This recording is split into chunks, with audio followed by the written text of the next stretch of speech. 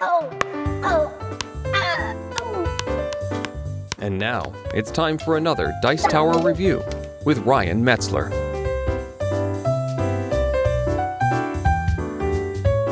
Hey everybody, it's Ryan Metzler here again, and today we're going to check out a game that I've been waiting to review for quite some time. That game is Amerigo, which is a Stefan Feld game that comes in this gigantic box and has a cube tower and all types of pieces and all types of stuff. I'm really excited to check it out, so why don't we just go ahead and jump into it. We'll see what comes inside of this box, how the game plays, and at the end we'll come back here and we'll get my opinions of it.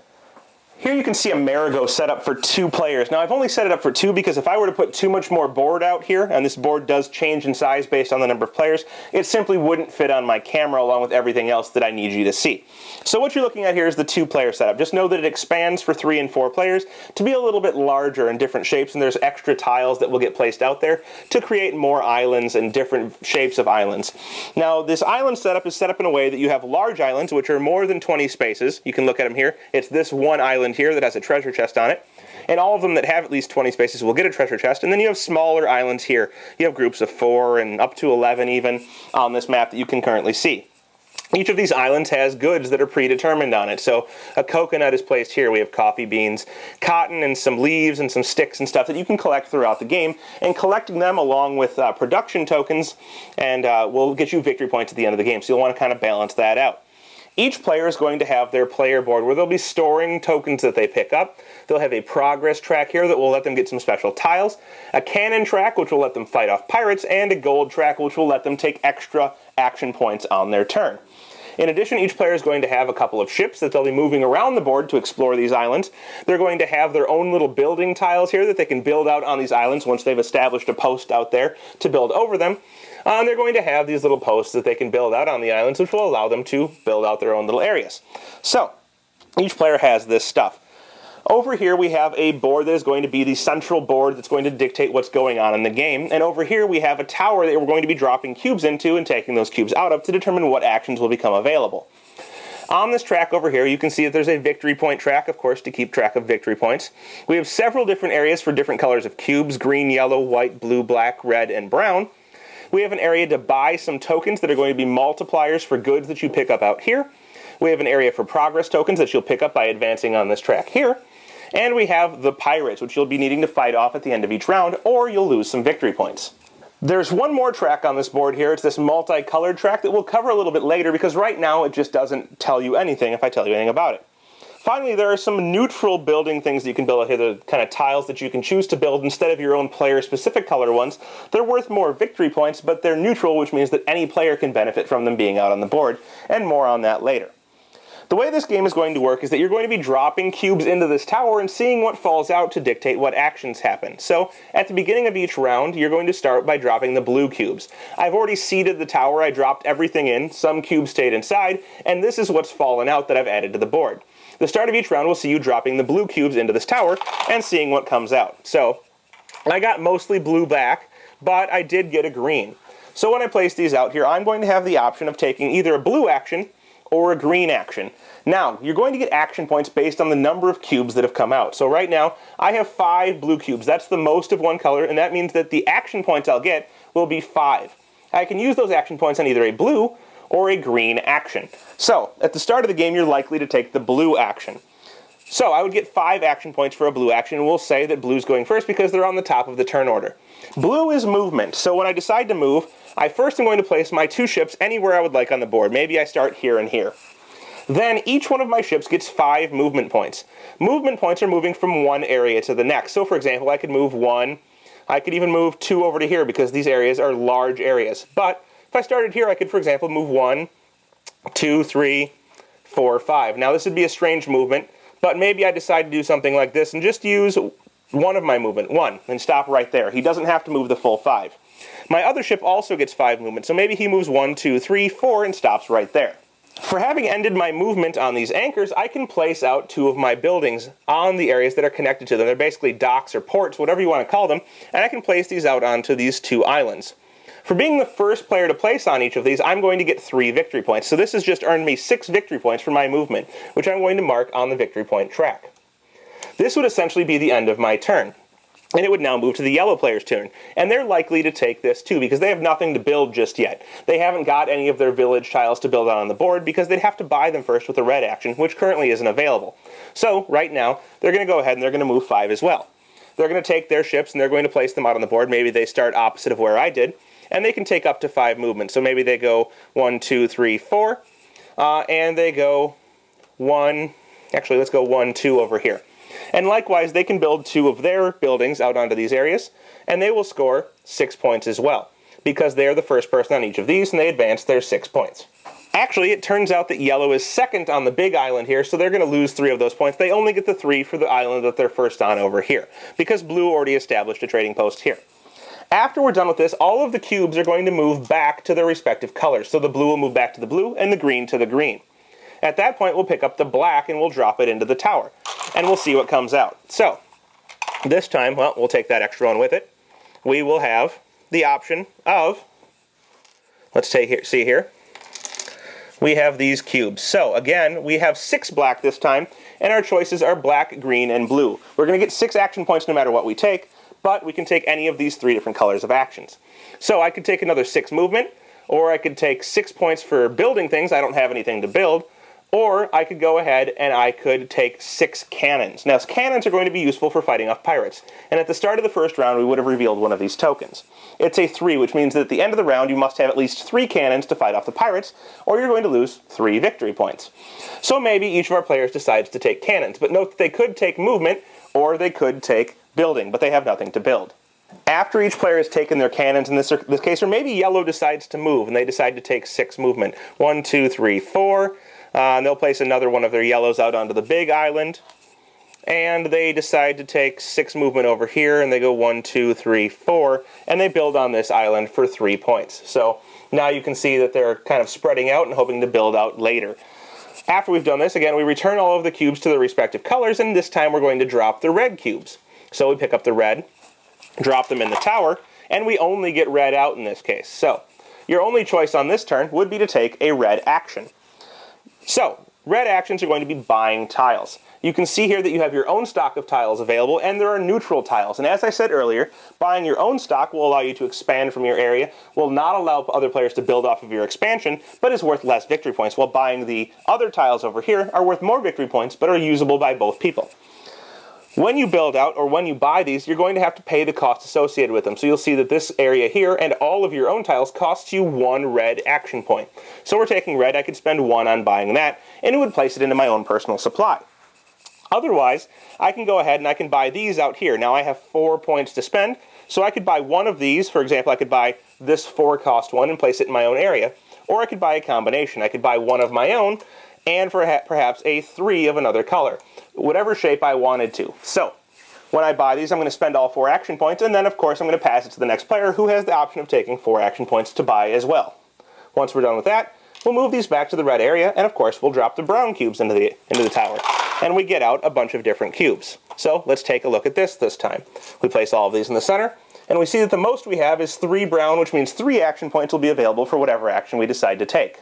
So, perhaps blue this time decides to build. They take the green action, which is building. And they want to go ahead and they want to build on this small island.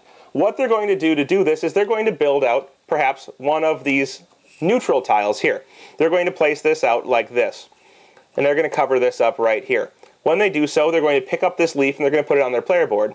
In addition, they have 3 total to spend, so they can only spend 3 total points here in order to do so. This would be all the building they can do, and they're going to flip it over. In order to cover the tiles that they had already placed out there. When they do this, they're going to get victory points based on what they've placed out here. If they placed it on a small island, it's going to be worth 6 victory points, but if they placed it on a large island, it will be worth 9. Now, this is a neutral tile, that's why it's worth so many points. If they had placed the same tile from their own, it would be worth 1 victory point, or 2 victory points for being their own color, on a small or large island, respectively. If they had more points and were able to, for example, have one of these small tiles and place it out here, they would not only get the 1 extra point for placing the small tile, but they would finish the island. Finishing an island is worth 3 victory points on its own, and if there's a treasure chest, you get to take it, and those treasure chests are worth gold for victory points at the end of the game, or for spending on getting more actions. In addition, based on how many of their own little ports they have at the island, they're going to get bonus points for whatever round we're in. Right now, we're in round 5, the starting round, and these count down to 1. For having 1 post there, they're going to multiply 1 by 5 and get 5 victory points if they finish that island. They can't do it in this case, but I'm showing you a potential example. If they had 2 of the trading posts there, not possible on this island, but it could be on another, they're going to get 3 times the round, so they'd get 15. And that goes up with the more trading posts you have. However, in this scenario, they've built out like this. They would get their tile, and they'd get the victory points for placing that, which, of course, as I showed you earlier, is 6, marking it on the board.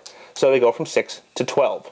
The yellow player, instead of building, they decide to wait because they don't have enough actions to really do what they'd like, is going to take the brown action, which is progress. And that would move them up on this track on their player board. Now, this is the blue player board, but they would move up 3 on their own player board, which moves them up 3 on this progress track. If they were to reach this 1 spot, they would go ahead and they would get to pick any one of these progress tokens up here from the track. These tokens are going to give you various benefits throughout the game, some of them permanent and some of them at endgame. For example, this one here, whenever you take a blue or a red action, will give you 1 extra action point.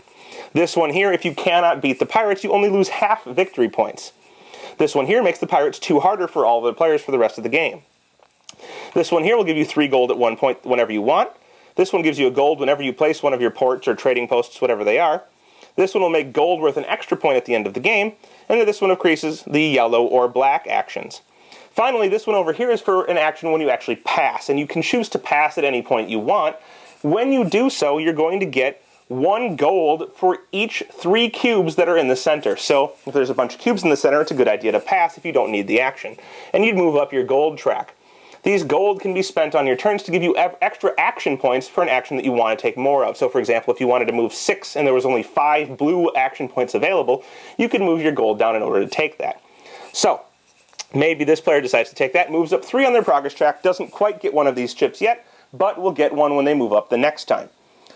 After that, we would move all of these back, and of course we'd move on to the next one, playing with green. So we'd again play green, put all these back, grab green, and toss them into the tower, and see what comes out. So we take all of these cubes and we place them in the center. Then we count up what has the most of the colors. So it's going to be either green or brown. That's 3. But this time we have blue, green, brown, black, and yellow actions available. Each of these actions does a different thing, and you've seen all of them except for yellow right now. So what does the yellow action do? The yellow action is going to let you buy these tokens over here, which are basically demand tokens for the supplies that you're picking up from the different islands. You're going to have 3 action points to spend, and so you can buy any of these. You'll see the costs are right on them, and what you're trying to do is match them up with the supplies that you've picked up, because at the end of the game, the number of these tokens you have, not the number on the token, but the number of tokens you have, times the number of that good you've picked up is going to be how many points you get. So you'll want to get a lot of these tokens and a lot of the matching demand tokens in order to get a lot of points at the end of the game. And so the players would spend to do that, or take whatever other action they wanted. After you're done with that, of course, you'd move these back, and you would drop the final round.